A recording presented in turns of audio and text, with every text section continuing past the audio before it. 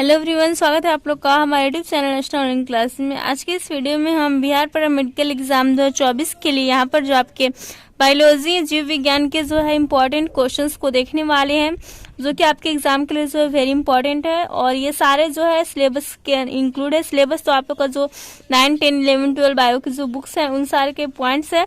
तो वीडियो को अंत तक जरूर देखें। स्टार्ट करते हैं हम लोग अपना आज के वीडियो। यहाँ पर फर्स्ट क्वेश्चन हमारा एग्रीकल्चर किस भाषा का शब्द है? तो एग्रीकल्चर जो है लैटिन भाषा का शब्द है। नेक्स्ट क्वेश्चन है फूलगोभी में जो हिप्टेल व्याधि है वह किस पोषक तत्व की कमी से होता है? यानी कि फूलगोभी में एक प्रकार का होने वाला जो रोग है जो कि हिप्टेल भी है, यह किस पोषक तत्व की कमी से होता है? तो मोलिबेडनम की कमी से हो जाता है। नेक्स्ट यहाँ पर क्वेश्चन हमारा डेंड्रोलॉजी का संबंध किससे है? तो झाड़ियों और वृक्षों के अध्ययन को हम लोग जो है डेंड्रोलॉजी कहते हैं। नेक्स्ट पॉइंट हमारा पपीते के फलों में पीले रंग का क्या कारण है? तो यहाँ पर जो है इसका आंसर हो जाएगा कैरिकोजेंथन पिगमेंट की उपस्थिति के कारण जो पपीते के फलों में पीला रंग होता है। अगला क्वेश्चन हमारा आलू के कंदों में हरापन किस तत्व की उपस्थिति में पैदा हो जाता है यदि वे खेत में पौधों की जड़ों से बाहर मिट्टी से निकल आए? तो आलू के कंद में जो हरापन है वह सोलेनिन की उपस्थिति में जो पैदा हो जाता है यदि वे खेत में जो है पौधों की जड़ों से बाहर जो है मिट्टी से बाहर निकल जाते हैं। तो अगला पॉइंट है हमारे यहाँ पर हरे पौधों में पोटेशियम किस रूप में होता है? तो हरे पौधों में जो पोटेशियम होता है वह पोटेशियम नाइट्रेट यानी कि KNO3 के रूप में होता है।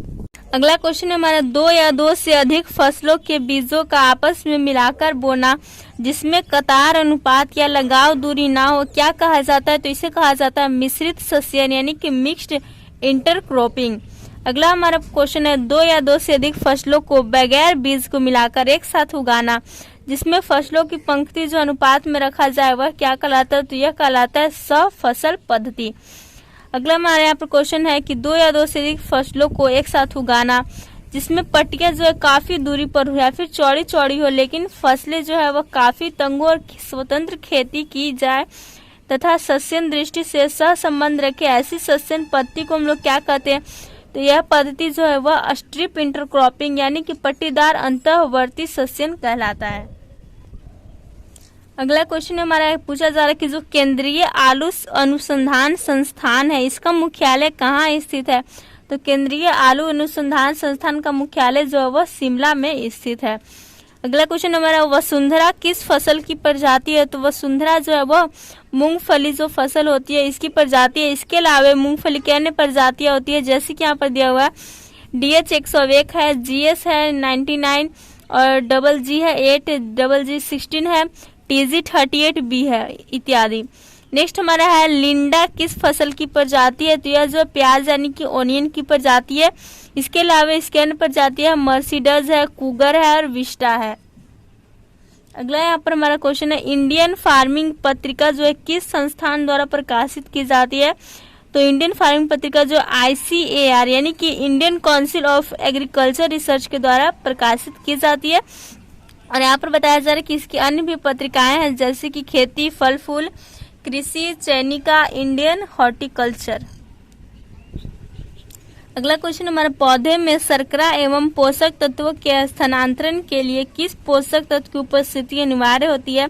तो पौधे में जो है शर्करा और पोषक तत्व अन्य पोषक तत्व होते हैं वे अच्छी तरह से स्थानांतरित हो पाए इसके लिए जो है पोटास यानी कि जो पोटेशियम यहाँ पर के से सूचित किया जाता है इसकी उपस्थिति जो अनिवार्य होती है। नेक्स्ट क्वेश्चन हमारा लोहा पौधे में क्या भूमिका निभाता है?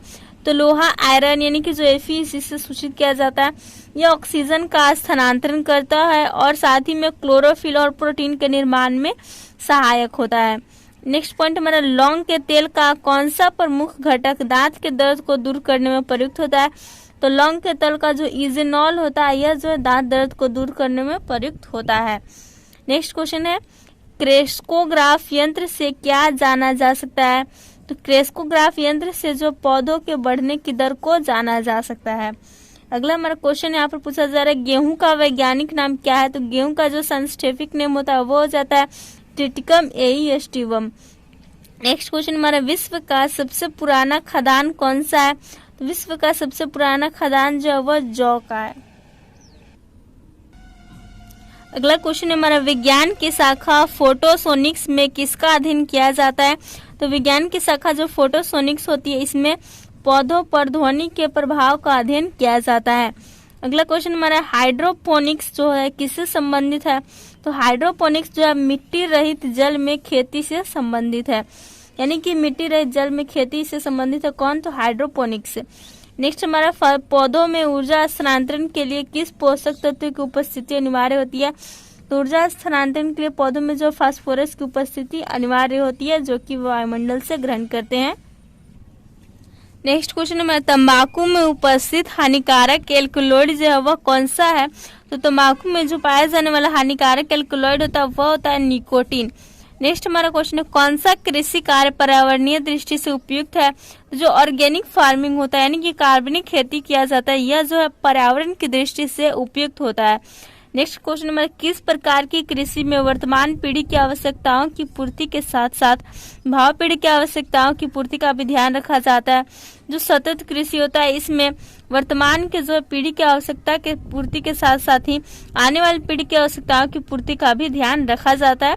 और नेक्स्ट यहाँ पर बताया जा रहा है कि इसके अंतर्गत जिसको जो निर्वहनीय कृषि, समगतिशील कृषि और टिकाऊ कृषि के नाम से भी जाना जाता है। अगला क्वेश्चन हमारा रतन जोत क्या है? तो बायोडीजल बनाने हेतु एक वनस्पति है, कौन सा? तो रतन जोत। अगला क्वेश्चन हमारा किसे ज्ञात करने हेतु जल डाहल विधि अपनाई जाती है? तो पौधे और मृदा में नाइट्रोजन की मात्रा को ज्ञात करने के लिए जो जल डाहल विधि का प्रयोग किया जाता है। नेक्स्ट क्वेश्चन हमारा किसके साथ मिलाने से एजोला एक अच्छा उर्वरक होता है? तो गोबर के साथ मिलाने से जो एजोला अच्छा उर्वरक का जो फर्टिलाइजर का काम करता है। नेक्स्ट क्वेश्चन हमारा किस फसल में हवा से नाइट्रोजन संचित करने की क्षमता होती है? तो जो दलहनी पौधे होते हैं इनके जो जड़ों में राइजोबियम नामक जीवाणु पाया जाता है जो कि नाइट्रोजन स्थिरीकरण कार्य करता है। तो इस फसल में हवा से नाइट्रोजन संचित करने की जो क्षमता होती है।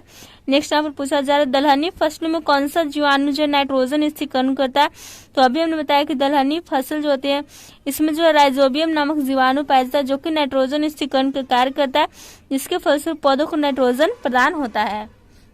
अगला क्वेश्चन हमारा किस जानवर के दूध देने की क्षमता जो है क्या कहलाती है? किसी जानवर की जो दूध देने की क्षमता होती है कैपेसिटी वो क्या कहलाती है? तो यह जो पेडिग्री कहलाती है। अगला क्वेश्चन है भारत में गायों की सर्वाधिक संख्या वाला राज्य कौन सा है? तो भारत में जो गाय की सर्वाधिक संख्या वाला राज्य है वह उत्तर प्रदेश है और यहाँ पर जो है भैंस और बकरिया वाला भी राज्य यही कहलाता है। अगला क्वेश्चन हमारा भारत में प्रथम बार कृत्रिम गर्भाधान किस वर्ष हुआ था? तो वह हुआ था 1939 ईस्वी में। नेक्स्ट हमारा क्वेश्चन है विश्व में सर्वाधिक भैंसें किस देश में पाई जाती है? विश्व में सर्वाधिक भैंसें भारत में पाई जाती है। नेक्स्ट क्वेश्चन है हरे चारे को सुरक्षित रखने की विधि को क्या कहते हैं? तो हरा चारा को सुरक्षित रखने की विधि को हम लोग साइलेज कहते हैं। ओके। नेक्स्ट क्वेश्चन हमारा विश्व में सर्वाधिक भेड़ जो है वो किस देश में पाई जाती है? तो वह पाई जाती है ऑस्ट्रेलिया में। नेक्स्ट हमारा पूछा जा रहा है कि मेरिनो जो है वो क्या है? तो इसका पूरा नाम जो मेरिनो रेम्स होता है ये क्या है? तो यह एक जो भेड़ की नस्ल है।